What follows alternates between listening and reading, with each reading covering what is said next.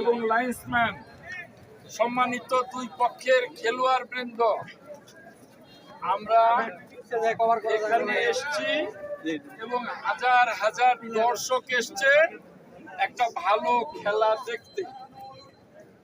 তোমরা খেলবে, তোমাদের ক্রীড়া শৈলী দেখাবে, জেতার জন্য অযথা ফাউল করবে না, অযথা একে অপরকে মারবে না।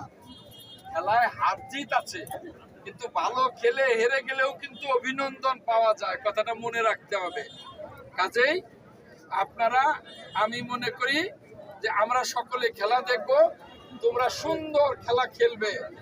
আর রেফারি, আমি অনুরোধ করি, দুই লাইন্সম্যান অনুরোধ করি, কোনো পক্ষপাতিত্ব না, নিরপেক্ষভাবে খেলা পরিচালনা করবেন তিনজন নিয়ে।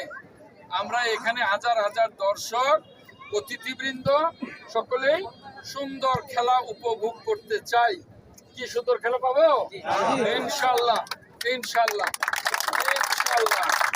আমি খেলার